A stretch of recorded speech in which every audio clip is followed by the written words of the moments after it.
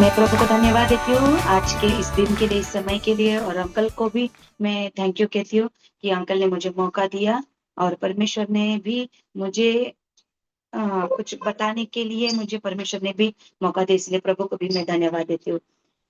गए 2-3 हफ्तों से परमेश्वर मुझसे बात कर रहे हर प्रकार से, तो मैं उसके लिए भी प्रभु का मैं विशेष तौर से मैं धन्यवाद देती हूँ। लेकिन जब जब भी परमेश्वर मुझसे बात कर रहे तो मुझे पता नहीं चल रहा था कि सच में परमेश्वर ही बात कर रहे हैं या और कोई बात कर रहा है या मेरे ही मन से मैं सोच रही हूँ क्या करके मुझे कुछ समझ में नहीं आ रहा था। और इसीलिए मैं फिर से प्रार्थना कर रही थी कि प्रभु, अगर आप ही मुझसे बात कर रहे हो तो प्रभु मुझे चिन्ह दीजिए ताकि मैं नहीं समझ पा रही हूँ। और फिर मैंने मेरे हस्बैंड से भी कहा तो उन्होंने भी मुझे कहा कि अगर प्रभु तुझसे बात करे तो प्रभु तुझे चिन्ह देंगे और प्रभु के दासों के द्वारा या फिर उसके बच्चों के द्वारा प्रभु तुझसे बात करेंगे। और इसी टाइम पर ऐसे हुआ कि मैं जब सोई थी तो परमेश्वर ने वचन के द्वारा बात किया। जकरिया की पुस्तक उसका 4था अध्याय और उसका 6वां वचन। और वो वचन ऐसा कहता है कि ना ताकत से, ना सामर्थ से, पर मेरी आत्मा के द्वारा ये पहाड़ टल जाएगा। और मैं कुछ चीज़ों के लिए मैं परमेश्वर से मैं प्रार्थना कर रही थी कि प्रभु, जो भी मेरे लाइफ में प्रभु जो भी बातें हैं वो आपको पता है और परमेश्वर मैं उस पे जय नहीं पा रही हूँ। मुझे कुछ तो प्रॉब्लम है परमेश्वर, मैं नहीं कर पा रही हूँ, तो आप मुझे मदद कीजिए। और ऐसा हुआ कि मैं प्रार्थना करते-करते मैं जब सो गई तो परमेश्वर ने मुझसे बात किया और मैं प्रभु को मैं बोल रही थी कि प्रभु, इस वचन के द्वारा मैं क्या समझूँ कि बस बस वही पॉइंट है क्या प्रभु कि जो मैं नहीं कर पा रही हूँ, जिस पे मैं जय नहीं कर पा रही हूँ। तो प्रभु ने मुझसे बात किया कि ना ताकत से और ना सामर्थ्य से, पर मेरी आत्मा के द्वारा, ये सिर्फ उस बात के लिए नहीं वरन अपने पूरे जीवन के लिए, अपने स्वभाव के लिए, अपने कैरेक्टर के लिए, हमारे बर्ताव के लिए और परमेश्वर में रहने के लिए, इन सब बातों के लिए हमारी ताकत, हमारा सामर्थ कुछ भी उपयोग का नहीं है। तो सिर्फ परमेश्वर का पवित्र आत्मा ही हमें मदद कर सकता है और हर बात के ऊपर हमें जय दे सकता है। और फिर से परमेश्वर ने मुझसे बात किया दूसरे हफ्ते और वो वचन है, हम निकालेंगे प्रेरितों का किताब उसका 2 अध्याय और उसका पहला वचन। और ऐसा लिखा है कि उसका हेडिंग ऐसा है कि पवित्र आत्मा का उतरना। हर बार परमेश्वर जो बात कर रहे हैं वो पवित्र आत्मा के बारे में, पवित्र आत्मा का सामर्थ्य के बारे में, पवित्र आत्मा का मदद के बारे में, पवित्र आत्मा जो हमारे साथ में है उसके बारे में। क्योंकि इन दिनों बहुत सी बातें मेरे कानों पर आई थी पवित्र आत्मा के विरुद्ध और परमेश्वर के दासों के विरुद्ध, और इतना मेरा मन निराश हो गया था और मैं प्रभु से मैं प्रार्थना कर रही थी कि प्रभु, आप मुझसे बात कीजिए, इस निराशा से मुझे बाहर निकालिए। और मैं प्रभु को धन्यवाद देती हूँ कि हमारा परमेश्वर बोलने वाला परमेश्वर है। प्रेरितों का किताब उसका 2 अध्याय और पहला वचन कहता है कि जब पेंतीकोस्त का दिन आया तो वे सब एक जगह इकट्ठे थे। अब पेंतीकोस्त को मेरे बाइबल में स्टार किया हुआ है और मैं जब उस वर्ड के ऊपर जब मैं बहुत जोर दे रही थी, तब मुझे याद आया कि हमारे अंकल ने भी और हमारे भैया ने भी, निकी भैया ने भी पेंटिकोस्ट के बारे में हमें बहुत कुछ सिखाया है और उन्होंने जो भी सिखाया उसका पॉइंट्स मैंने निकाला है। तो हम देखेंगे कि पेंटिकोस्ट ये जो एक शब्द है वो ग्रीक शब्द है जो एक यहूदी त्योहार है। और पेंटिकोस्ट यानी 50वां दिन, हमें सबको पता है। हमारे सब बाइबल स्टडी लिया है अंकल ने और भैया ने। लेकिन हम थोड़ा-सा उसको देखेंगे, थोड़ा-सा हम लोग उस पर स्टडी करेंगे कि पेंटिकोस्ट यानी क्या, तो 50। पुराने नियम में ये पर्व को क्या कहते थे? सप्ताह का पर्व यानी फीस्ट ऑफ वीक्स या फिर शावोत।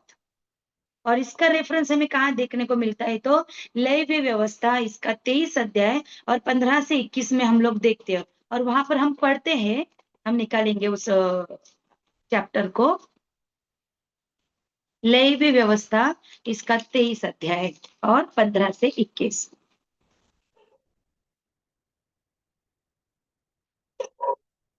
और वहां पर लिखा है कटनी का पर्व। फिर उस विश्राम दिन के दूसरे दिन से, अर्थात जिस दिन तुम हिलाई जाने वाली भेंट के पूले को लाओगे, उस दिन से पूरे 7 विश्राम दिन गिन लेना। यानी 15 से 21 में हमें ये पता चलता है कि हमें क्या करना है, कटनी का पर्व मनाना है। तो मैं प्रभु से मैं कह रही थी कि प्रभु पेंटिकोस्ट का दिन है, फिर वहां पर कटनी का पर्व है, और प्रभु सिखा रहे थे कि पुराने नियम में पेंटिकोस्ट की बहुत महत्वपूर्ण बात है। यानी 50 दिन के बाद पास ओवर, यानी पास ओवर यानी वलांडन के बाद, यानी फसह का पर्व जो कहते हैं, उसके बाद ये पेंटिकोस्ट का पर्व मनाया जाता था। और जब हम देखते हैं कि फसह के पर्व में क्या हुआ, तो जो मृत्यु का जो दूत था, वो मिस्र के जो पहले बच्चे थे यानी पहलौठे थे, उनको वो मारने वाला था। तो परमेश्वर ने अपने लोगों से क्या कहा कि तुम एक मेमना लो, और उस मेमने का लहू को अपने दरवाजे के चौखट को लगाओ, क्योंकि जब वो दूत वो जब वो मृत्यु का दूध आएगा और उसे देखेगा, तो उसको देखकर वो चला जाएगा, यानी उसको वो पार कर जाएगा। तो पास ओवर का मतलब क्या है? क्रॉस करना, या फिर उसको पास करना, या ट्रैवर्स करना, अक्रॉस करना, उसको उसको पार कर जाना। तो हम देखते हैं कि बराबर उस फसह के पर्व के बाद 50वें दिन को क्या आता है? पेंटिकोस्ट का दिन आता है। और जब फसह का पर्व हुआ, तो क्या हुआ कि उस पर्व को क्या कहते हैं यहूदी लोग? शावुआत कहते हैं। हम फिर देखते हैं कि इस पर्व में क्या होता है, तो फसलों की कटनी को मनाया जाता है। पिछले संडे अंकल ने हमको सिखाया है कि इस पर्व में हम लोग क्या करते हैं, तो यहूदी लोग क्या करते हैं, तो फसलों की कटनी करते हैं और उसको खुशी से मनाते हैं, उसको सेलिब्रेट करते हैं, क्योंकि वो उनके लिए एक पर्व के जैसा है। लेकिन क्या हुआ है कि साथ में जब इज़राइल लोगों का छुटकारा उस मृत्यु के दूत से हुआ, तो उसके 50 दिन बाद परमेश्वर ने क्या किया था? सिनाई पर्वत पे मूसा को 10 आज्ञाएं दी थी। यानी इस 50वें दिन में नए करार में ये लोग कटनी का पर्व मना रहे थे, और पुराने नियम में क्या हुआ था? मूसा को परमेश्वर ने 10 आज्ञाएं दी थी। कहां पर? सिनाई पर्वत पर। ये दो चीजें हम लोग एक समान में देख रहे हैं हम लोग। और क्या हुआ? इजरायली लोगों को जो 10 आज्ञा दी गई, वो उसको उसका सेलिब्रेशन कर रहे थे वहां पर। और यहाँ पर क्या हुआ? नए नियम में पहला फल जो यहोवा को दर्शाता है, उसको भी वो लोग मनाते थे। अभी निर्गमन का हम लोग किताब को निकालेंगे। निर्गमन का किताब उसका 19वां अध्याय, और 19वें अध्याय में हम लोग देखते हैं वहां पर क्या दिया है? 10 आज्ञाएं दिया है। यहाँ पर लिखा है, पहले ही वचन में लिखा है कि इजरायलियों को मिस्र देश से निकले हुए जिस दिन 3 महीने बीते, उसी दिन वे सीनै के जंगल में आए। और अगर हम लोग आगे पढ़ते हैं, परमेश्वर ने उसी अध्याय में क्या किया है, तो 10 आज्ञाएं दिया है। 20 अध्याय में और वहां पर लिखा है कि 10 आज्ञाओं के साथ में परमेश्वर ने क्या लिखा है? पत्थरों पर परमेश्वर ने उनको वो लिख कर दिया, और दो बातें वहां पर उन्होंने किया है। तो जो 10 आज्ञा मिली उसका सेलिब्रेशन, और जो पहला फल जिसको हम फर्स्ट फ्रूट कहते हैं, जो यहोवा को वो लोग भेंट चढ़ाते थे नए नियम में, वहां पर उस चीज को दर्शाता है। अब हम वापस देखते हैं कि प्रेरितों की किताब में 2 अध्याय में उसके पहले वचन में कि जब पेंटिकॉस्ट का दिन आया, तो वे सब एक जगह पर क्या हुए? इकट्ठा हुए। और इंग्लिश में बहुत अच्छा लिखा है कि when the day of Pentecost had fully come। तो ये शब्द को जब मैंने देखा कि फुल्ली कम जो शब्द है, थोड़ा सा मैंने इस पर स्टडी किया, तो मुझे पता चला कि दो दो प्रकार में फुल्ली कम ये जो शब्द है उसको दो प्रकार में बांटा गया है। यानी उसको हाईलाइट किया गया है कि क्रोनोस और काइरोस टाइमिंग। क्रोनोस टाइमिंग यानी क्या? जो अर्थ का टाइमिंग, जो वॉच टाइमिंग है, जो दुनिया के घड़ी का टाइमिंग है, पृथ्वी का समय। और कैरोस यानी क्या? वो परमेश्वर ने नियुक्त किया हुआ समय, जिसको हम बोलते हैं कि गॉड्स टाइम।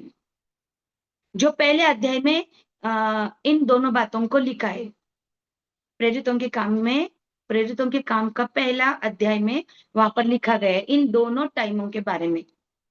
और हम लोग आगे देखते हैं कि जब डे ऑफ पेंटिकॉस्ट का दिन आया, यानी the day of Pentecost had fully come. इसका मतलब है कि पूरी तरह से सूरज आ चुका था। उस वचन में लिखा है कि पेंटिकॉस्ट का दिन आया तो वे सब एक जगह इकट्ठे थे, यानी ना आधी रात थी, ना एकदम एकदम सुबह सवेरा नहीं था, यानी अंधेरा वाला सवेरा नहीं था वो, जो 4 या 5 बजे थे, यानी थोड़ा सूरज निकला हुआ था। और फिर क्या हुआ कि क्रोनोस के हिसाब से, यानी वॉच टाइम के हिसाब से वहां पर सुबह हुई थी, उस टाइम पर सुबह थी। और फिर आगे देखते हैं कि जब यहाँ पर लिखा है कि पेंटिकोस्ट का दिन आया, इसका मतलब है कि परमेश्वर का वो समय, परमेश्वर का वो टाइम वहां पर आ चुका था। और इसीलिए गलातियों की किताब में 4:4 में क्या लिखा है कि जब समय पूरा हुआ। अब निकालेंगे उस वचन को, गलातियों का 4था अध्याय और 4था वचन में हम लोग देखते हैं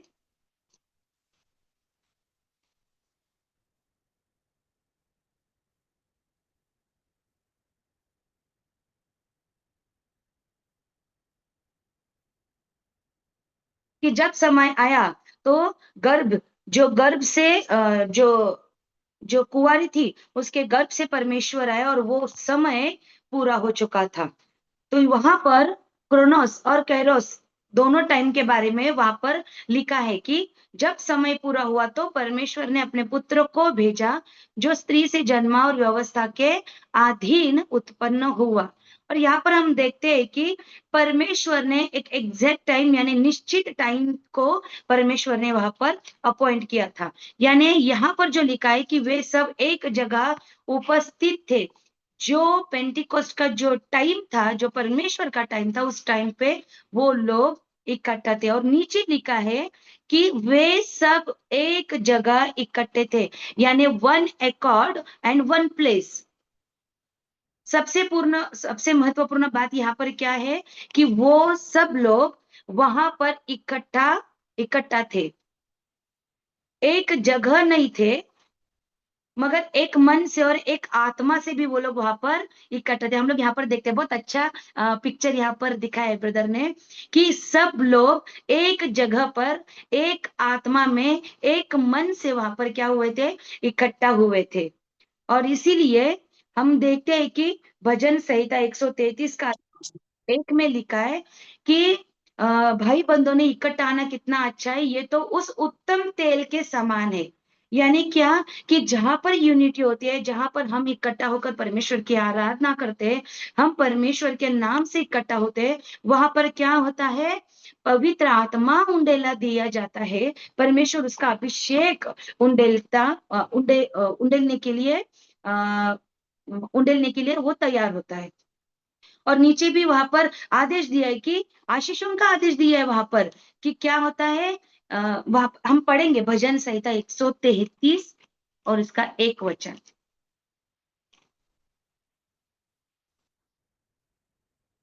और वहां पर लिखा है कि देखो, ये क्या ही भली और मनोहर बात है कि भाई लोग आपस में मिले रहे। ये तो उस उत्तम तेल के समान है जो हारून के सिर पर डाला गया था, जो उसके दाढ़ी पर बहकर उसके वस्त्र की छोर तक पहुंच गया। यानी परमेश्वर ने यहाँ पर आदेश दे दिया है कि आशीषों को होने के लिए, आमीन।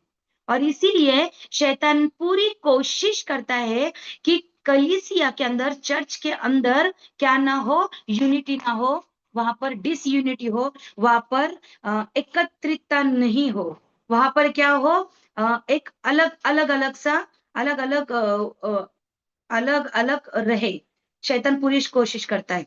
और हम लोग देखते हैं कि प्रेरितों का पहले अध्याय में कि एक जगह में एकत्रित होने का महत्व क्या होता है, तो पहले अध्याय में 500 लोग 500 लोगों को आज्ञा दी गई थी कि तुम क्या करो, पेंटिकोस्ट के पर्व को मनाओ, तुम इकट्ठा आओ, तुम प्रार्थना करो। लेकिन उनमें से कितने लोगों को माना, सिर्फ 120 लोगों ने उस आज्ञा को माना जो यीशु मसीह ने उनको दिया था। और 380 लोग अपने घरों में थे, शायद और कहीं दूसरी तरफ होंगे या फिर और कहीं और। लेकिन 120 लोगों ने क्या किया, यीशु मसीह की वो बात को माना और उन्होंने क्या किया, वहां पर इकट्ठा होकर वो परमेश्वर की आराधना करते रहे पतरस के साथ में रहकर।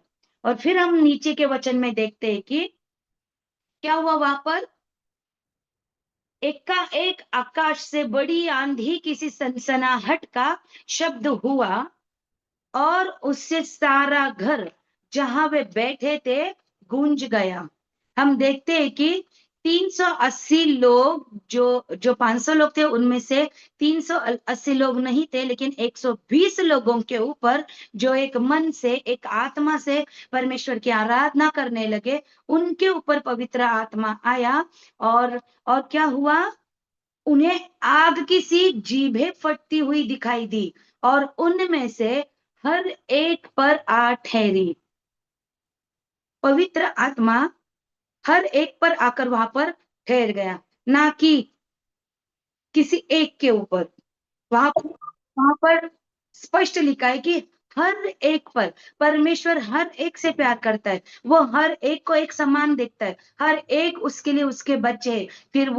आ, फिर वो लड़का हो या लड़की हो, औरत हो या मर्द हो, परमेश्वर की नजर में क्या है, परमेश्वर के वो बच्चे हैं। और जो उसकी सन्निध बैठता है, जो उसके उपस्थिति में बैठता है, जो उसके नाम से आराधना करता है, जो उसको उसके नाम को लेकर उससे बात करता है, परमेश्वर क्या करता है, उन हर एक के ऊपर अपना आत्मा का सामर्थ उंडेलता है, अपना आत्मा का अभिषेक उनके ऊपर उंडेलता है। और हम देखते हैं कि आग की सी जीभें फटती हुई दिखाई दी। आमीन, हालेलुया। और आगे यहाँ पर कह रहा है कि क्या हुआ, कि वहां पर ऐसा हुआ कि बड़ी आंधी, हम देखते हैं कि 6वें वचन में, नहीं, दूसरे ही वचन में लिखा है कि एकाएक आकाश से बड़ी आंधी किसी सनसनाहट हुई। हम देखते हैं सिनाई पर्वत में भी क्या हुआ, जब परमेश्वर की उपस्थिति में मूसा बैठा था, जब 40 दिन मूसा परमेश्वर के साथ में था, और जब मूसा को 10 आज्ञाएं प्रभु दे रहे थे, तब क्या हुआ, वहां पर भी बड़ी आंधी आई, बड़ा तूफान आया, और बड़े आग का सामर्थ्य वहां पर उतरा, और परमेश्वर ने मूसा को 10 आज्ञाएं वहां पर दी। आमेन। और यहाँ पर क्या हुआ, कि यहाँ पर भी एकाएक आकाश से बड़ी आंधी किसी सनसनाहट का शब्द हुआ, और जहां पर वे लोग बैठे थे, वो घर उस आवाज से गूंज गया, और सब पर पवित्र आत्मा का अभिषेक आया, और वहां पर आग की जीभें सबके ऊपर आकर ठहर गई। ऐसा वहां पर हुआ। हालेलुया। यानी कितना हमारा परमेश्वर पूरा करने वाला, जो शुरुआत है अंत भी उसी से ही करने वाला, जो पहले लिखा है वही बाद में भी वही करने वाला, यानी जहां से स्टार्ट किया उसी जगह पर परमेश्वर पूरा करने वाला परमेश्वर है।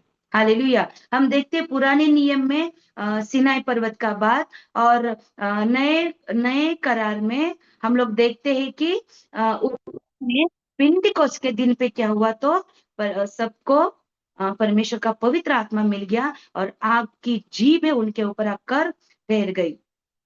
मुझे यहाँ पर एक बात मेरे दिल में आया कि जब मैं ये वचन पढ़ रही थी, तो मुझे ऐसा परमेश्वर ने मेरे मन में आया कि हम जो साउथ वाले लोग रहते हैं, वो लोग अन्य भाषाएं वो लोग बोलते हैं, और आत्मा से इतना भर जाती है कि कभी-कभी वो अपने जगह पर भी वो लोग बैठते नहीं है। और फिर कई दूसरे लोगों को मैं देखती हूँ कि उनमें पवित्र आत्मा है, लेकिन वो शांत होते हैं। लेकिन कभी-कभी मैं समझ नहीं पाती थी कि प्रभु फिर ये गलत है क्या, वो गलत है, वो सही है क्या, ये सही है, मुझे कुछ समझ में ही नहीं आता था। लेकिन फिर मैं प्रभु से मैं पूछते गई, फिर प्रभु ने मुझे बताया कि परमेश्वर का एक पैटर्न होता है, वो हर एक को उसके आत्मा से चलाता है। वो किसी को सेम टू सेम अभिषेक से नहीं भरता, या फिर वो सेम टू सेम नहीं चलाता है। अगर एक को भविष्यवाणी का दान होता है, तो वो दूसरा अन्य भाषा का दान है, किसी को सपना देखने का दान है, तो किसी को दूसरा दान है। यानी परमेश्वर हर एक को अलग अलग सामर्थ से भरता है। और फिर यहाँ पर लिखा है कि क्या हुआ, परमेश्वर के कार्य के लिए मनुष्य की सहभागिता बहुत जरूरी होती है और इसीलिए कलीसियाओं में जाकर परमेश्वर की आराधना करना, परमेश्वर की उपस्थिति में बैठना बहुत जरूरी होता है, क्योंकि परमेश्वर का आत्मा स्पीड से या फिर बहुत आयत से वहां पर उंडेल देता है परमेश्वर।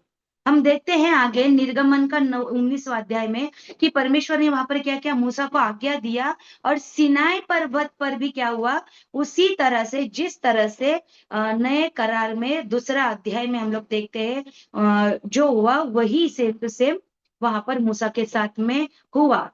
लेकिन वहां पर क्या हुआ, परमेश्वर ने मूसा को व्यवस्था दिया, यानी कानून दिया, कायदा दिया, नियम दिया। और यहाँ पर परमेश्वर ने क्या दिया, यहाँ पर नया कलसी का जन्म हुआ। यहाँ पर परमेश्वर ने पवित्र आत्मा दिया। हालेलुया। उसी तरह से हम लोग देखते हैं दूसरा पॉइंट को। ये पहला पॉइंट था कि परमेश्वर ने सीनाई पर्वत पर मूसा को कानून दिया जो पत्थर पे लिखा था, 10 आज्ञाएं दिया। और नए नियम में परमेश्वर ने क्या किया, पवित्र आत्मा दिया, यानी क्या कि कलीसिया का नया जन्म हुआ वहां से। ये पहला पॉइंट है। अब दूसरा पॉइंट क्या है, दूसरा पॉइंट क्या है कि निर्गमन के 32वें अध्याय में हम देखते हैं कि जब परमेश्वर ने वहां पर मूसा को 10 आज्ञा दी, लोगों को 10 आज्ञा दी, वहां पर 3000 लोग मर गए। और यहाँ पर हम देखते हैं कि जब पेंटिकोस्ट का दिन पे पवित्र आत्मा का उतरना हुआ, दूसरा अध्याय पहले अध्याय में भी वहां पर लिखा है कि वहां पर 3000 लोगों ने क्या किया, उद्धार को पाया। आमीन, हालेलुया। यहाँ पर 3000 लोग मर गए, वहां पर 3000 लोग उद्धार पाए। ये समानता को हम लोग देखते हैं। ये दूसरा पॉइंट है। फिर हम देखते हैं कि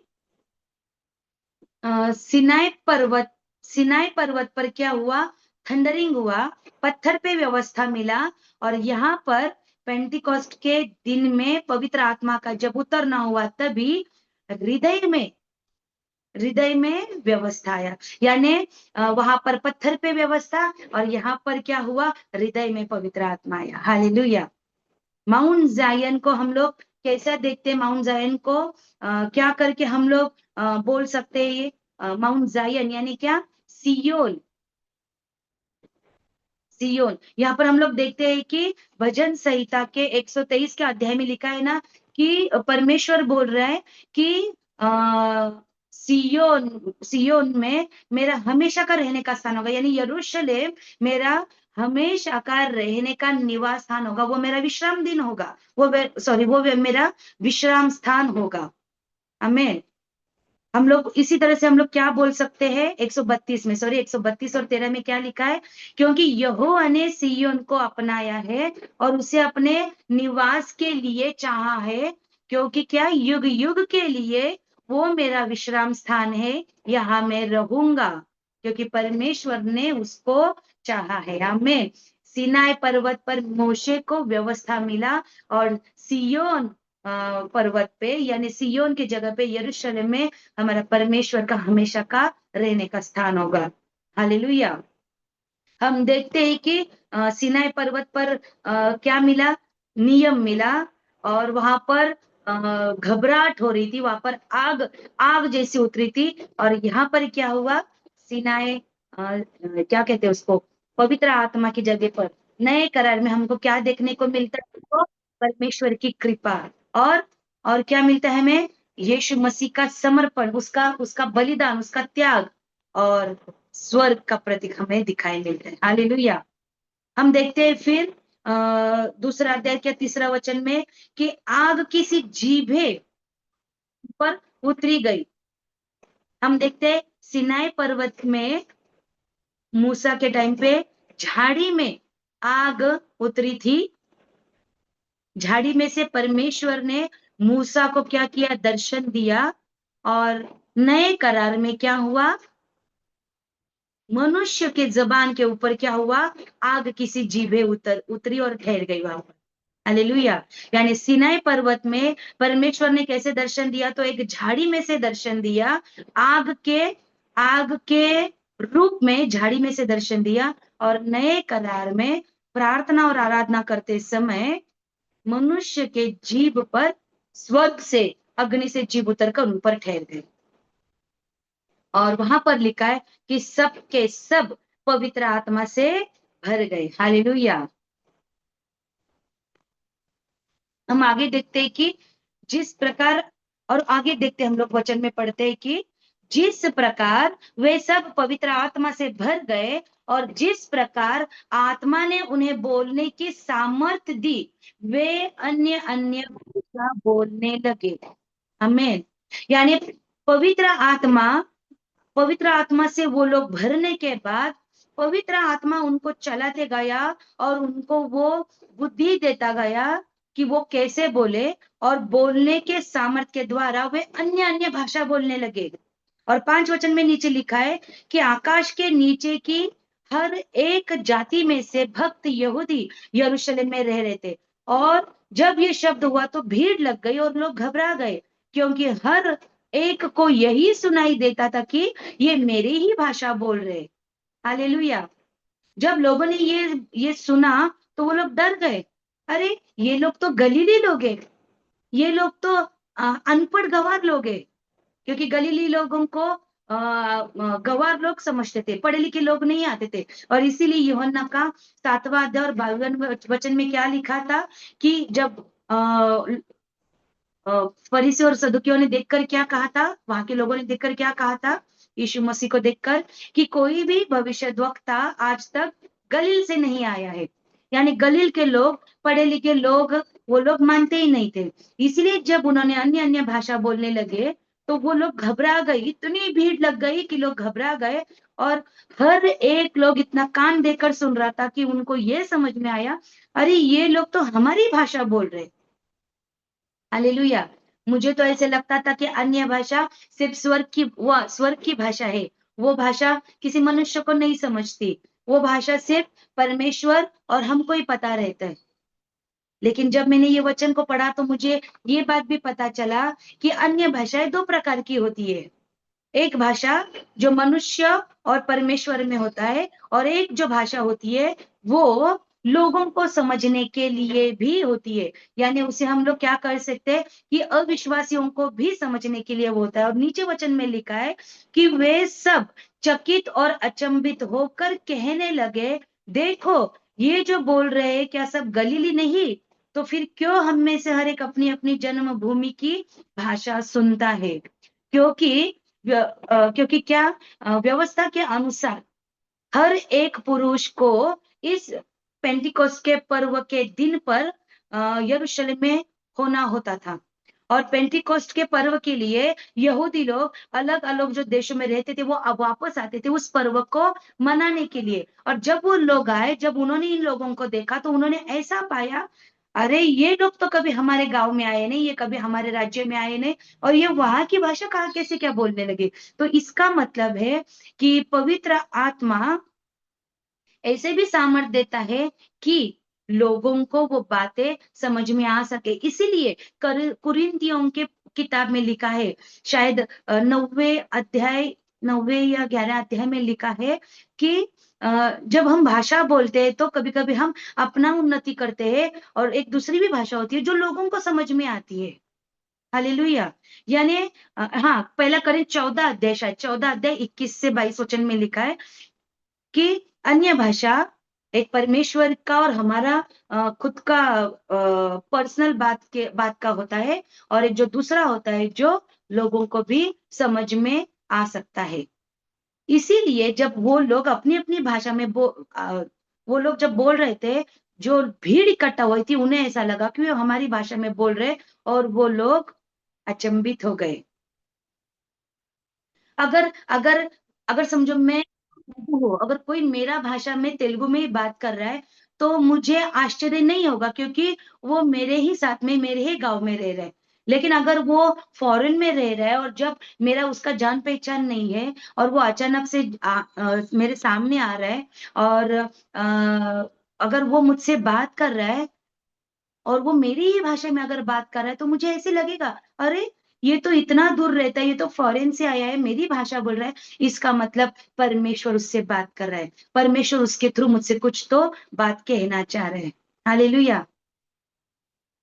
पिछले पिछले हफ्ते ऐसा हुआ कि एक वीडियो मेरे पास आया और एक अ, परमेश्वर के जन ने उस वीडियो में ऐसा बोला था कि अन्य भाषा, ये भाषा स्वर्ग की भाषा नहीं है, वो इब्लिस की भाषा है, वो शैतान की भाषा है। और कहने वाले कौन थे? कहने वाले जिनको वचन पता था। कहने वाले कौन थे? जो सालों से परमेश्वर का वचन पढ़ रहे, सिखा रहे। मुझे वो सुनकर इतना मुझे बुरा लगा, इतना हृदय में हम सब लोग दुखित हो गए। और हम सब लोग प्रार्थना कर रहे थे कि प्रभु आपके बच्चों को ज्ञान बुद्धि दीजिए, उन्हें समझ दीजिए। लेकिन तब परमेश्वर हमें ये बात याद करा रहा था कि अ, दिन दिन दिन बहुत ही खराब है और परमेश्वर के नाम से झूठे भविष्यद्वक्ता आएंगे। जो भाषाएं परमेश्वर ने उसके बच्चों को स्वर्ग से दिया, जो आग किसी जीभे फटती हुई उसके बच्चों के ऊपर दिखाई दी, लेकिन आज लोग क्या कह रहे हैं कि अन्य भाषा शैतान की भाषा है, अन्य भाषा इब्लिस की भाषा है। एक जगह पर वचन ऐसा लिखा है कि मेरा वचन का ज्ञान नहीं होने से मेरे बच्चों का नाश हुआ है। लेकिन यहाँ पर तो परमेश्वर के बच्चों को बहुत ज्यादा ज्ञान भी है, पूरा पूरा बाइबल का उनको वचन पता है, लेकिन शायद शैतान ने उनकी बुद्धि को बंद किया है। शायद भरमाने वाली आत्मा ने उनको पकड़ के रखा है। इसीलिए परमेश्वर की पवित्र भाषा को क्या कहते हैं लोग, आजकल के लोग, कि वो भाषा परमेश्वर की भाषा नहीं है। इसीलिए जब मैं प्रार्थना कर रही थी प्रभु के पास, प्रभु मुझे दिन ब दिन ये प्रार्थना करो चर्च में, वो प्रार्थना को चर्च में रखो करके प्रभु मुझसे बात कर रहे थे। और उसमें से एक इम्पोर्टेंट बात प्रभु ने मुझे दिखाया कि परमेश्वर के दासों के लिए प्रार्थना करो। मैंने प्रभु से कहा, प्रभु परमेश्वर के दास तो इतना पढ़े लिखे हैं, इतना बाइबल का उन्होंने टीचिंग लिया है, प्रभु मैंने तो कुछ भी नहीं किया है परमेश्वर, फिर मैं कैसे क्या अनाउंस करूं, मैं कैसे क्या बोलूं कि हमें पास्टर लोगों के लिए प्रार्थना करना है। लेकिन जब प्रभु ने बोला कि जब मैंने तुझे बोला है तो तुझे करना जरूरी है, और हम अगर परमेश्वर के बच्चे हैं तो हमें परमेश्वर का बात सुनना चाहिए। और फिर भी मैंने चिन्ह मांगा कि प्रभु अगर तू कह रहा है तो प्रभु मुझे दिखा, मैं क्यों पास्टर लोगों के लिए प्रार्थना करूं, मैं क्यों आपके बच्चों के लिए प्रार्थना करूं, जो आपका वचन रोज पढ़ते हैं, रोज रोज उसे सुनते हैं, प्रभु मैं क्यों उनके लिए प्रार्थना करूं। तुरंत उसी टाइम पर वो वीडियो मेरे सामने आया। परमेश्वर की इच्छा नहीं है कि कोई भी आत्मा का नाश हो, किसी भी आत्मा का नाश ना हो, भले वो छोटा हो या वो बड़ा हो, भले वो अमीर हो या गरीब है, भले वो अनपढ़ हो या गंवार हो, किसी भी आत्मा का नाश हो, ये परमेश्वर की इच्छा नहीं है। इसीलिए परमेश्वर ने कहा कि अ, हमको हर एक दूसरों के लिए प्रार्थना करना चाहिए। और इसीलिए यहाँ पर हम पहले वचन में पढ़ते हैं कि सब लोग जब एक जगह इकट्ठा हुए, जब उन्होंने यूनिटी में परमेश्वर से प्रार्थना किया, जब वो इकट्ठा होकर परमेश्वर से आराधना करने लगे और पतरस का वो सुनने लगे, तब परमेश्वर का आत्मा ने क्या किया, वहां पर परमेश्वर ने क्या किया, उसकी आत्मा को वहां पर उंडेला।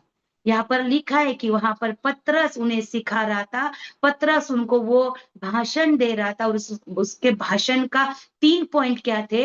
एक तो पश्चाताप करो, और दूसरा बपतिस्मा लेने के लिए तैयारी करो, और तीसरा कि परमेश्वर के राज्य की सुसमाचार को सुनाओ। हालेलुया। बहुत जरूरी होता है कि जब हम इकट्ठा होकर प्रार्थना में आते हैं, जब हम यूनिटी में रहते हैं, जब हम अपने दासों के अधीन रहते हैं, जब हम आज्ञाकारिता में रहते हैं, वो हमें क्या सिखाते हैं उसको मानना और उसके जैसा चलना बहुत जरूरी है। कल शायद ब्रदर निक्की ने मुझे बहुत अच्छे से मुझे एक बाइबल का वर्स उन्होंने मुझे भेजा, उसका एक्सप्लेनेशन भी इतना अच्छा भेजा उन्होंने कि हमको वचन को पढ़ने वाला या फिर वचन को सिर्फ सुनकर छोड़ने वाले नहीं बनना है, तो हमको वचन के अनुसार चलना है, हमको उसके जैसा खुद को बनाना है, हमको पुराने स्वभाव में से निकलकर नए स्वभाव में आना है। हालेलुया। हम देखते हैं पुराने नियम में क्या हुआ, घर में परमेश्वर ने क्या किया, 10 आज्ञा को दिया, लेकिन यहाँ पर परमेश्वर ने अपने हृदय में, अपने दिलों में पवित्र आत्मा को ठहराया, ताकि हम उससे हर एक बात शेयर कर सके, हम उससे हर एक मन की बात बोल सके, हम उससे हर एक दुख को हम लोग शेयर कर सके। और वो पवित्र आत्मा हमें बताता है, सिखाता है, वो हमें हमें मार्ग दिखाता है कि हमें कैसे रहना चाहिए और कैसे बताना चाहिए। लेकिन उसके लिए हमें क्या करना है, हमें अपने आप को नम्र बनाना है, हमें अपने आप को परखना बहुत ज़रूरी है। और इसीलिए यहाँ पर पतरस जब वो लोगों को सिखा रहा था, वहाँ पर वो बता रहा था कि उन्हें क्या करना चाहिए, प्रायश्चित करना चाहिए। हर एक बात के लिए प्रायश्चित बहुत ज़रूरी है। और प्रायश्चित ऐसा नहीं है कि आज हमने पाप किया, आज हमने माफ़ी माँगा, छोड़ दिया, फिर दूसरे दिन हम लोगों ने पाप किया, फिर माफ़ी माँगा, फिर छोड़ दिया। हमें ऐसे नहीं करना है। तो हमें क्या करना है, हमें हर एक उन पापों से, उन हर एक गलत बातों से, गलत संगति से, गलत स्वभाव से हमको क्या करना है, यू टर्न लेना है। यानी उस रास्ते से हमें मुड़कर नए रास्ते में हमको आना है। Hallelujah, praise the Lord. और फिर हम देखते हैं कि क्या होता है कि परमेश्वर का आत्मा से नए सिरे से हम लोग भर जाते हैं। यहाँ पर लिखा है कि उस पश्चाताप को क्या कहते हैं, उस रिपेंट को क्या कहते हैं, तो तेशुआ, टू रिपेंट एंड रिटर्न, तेशुआ कहते हैं। Hallelujah.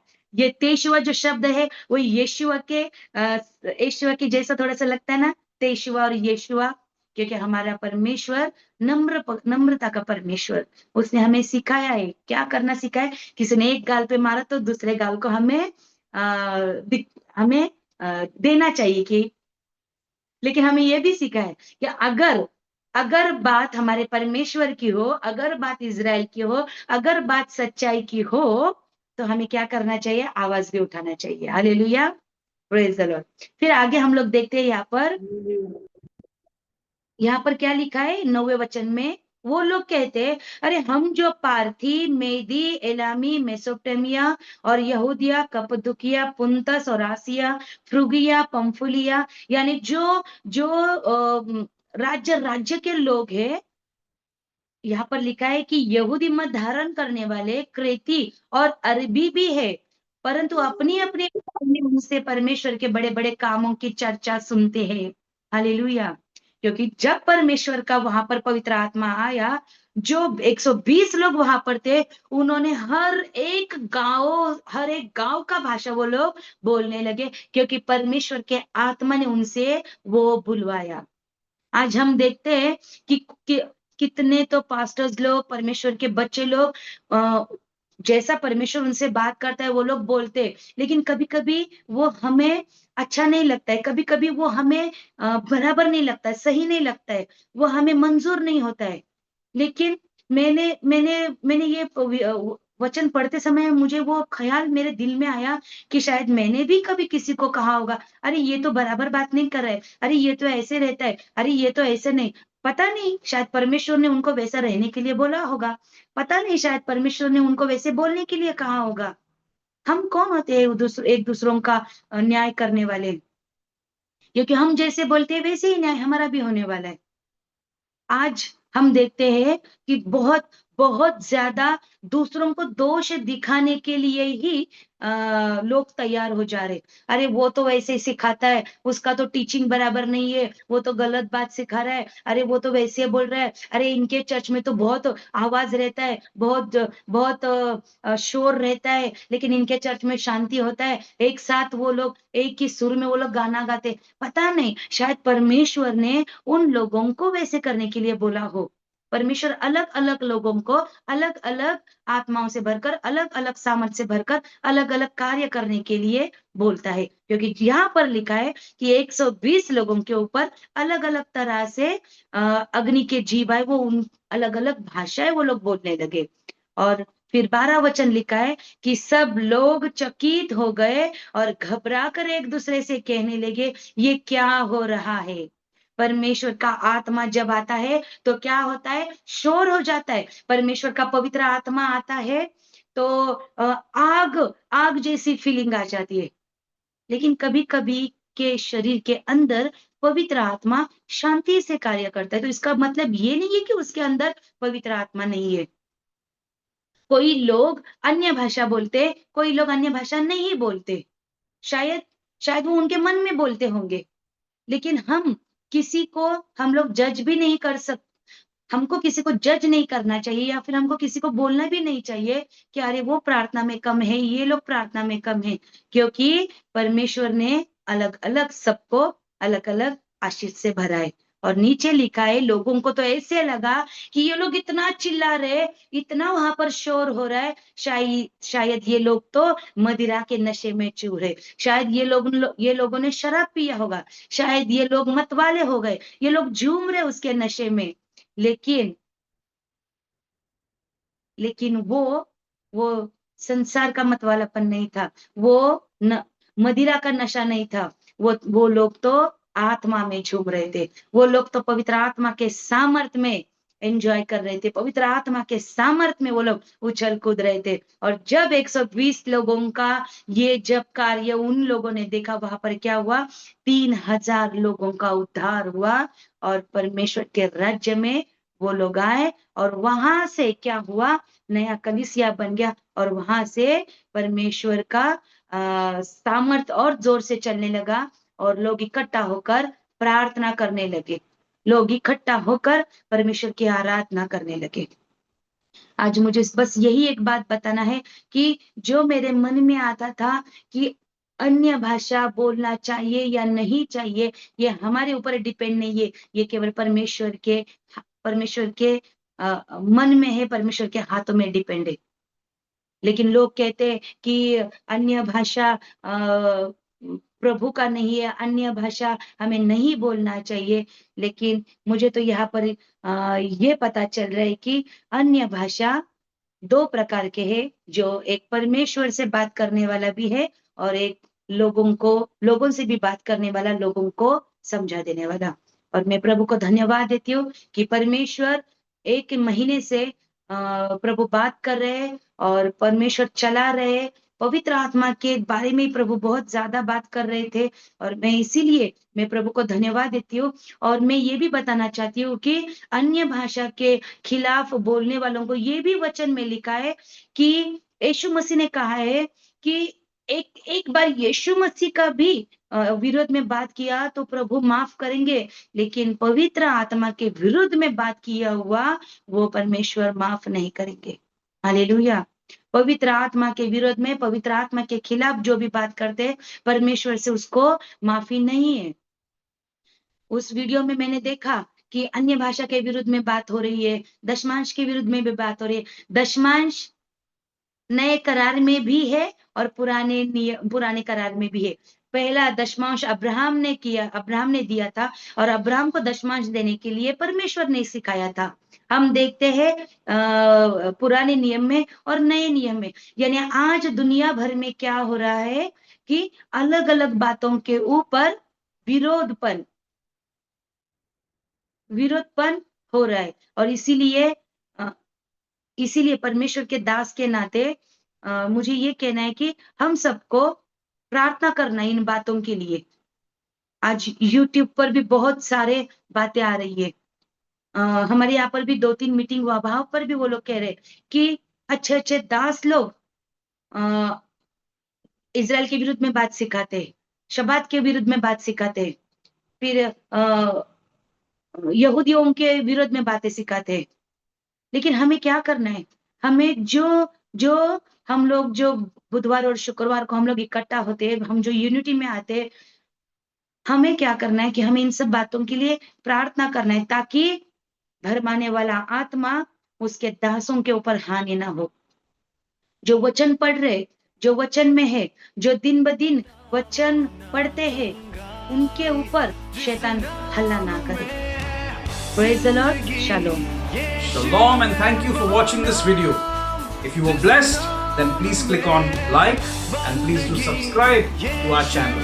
And if you would like to watch a few more of our teachings, then you may please click on these links over here, over here, over here, over here. And please do contact us. We would love to hear from you. You can contact us from the numbers that are mentioned on your screen. Thank you. Shalom.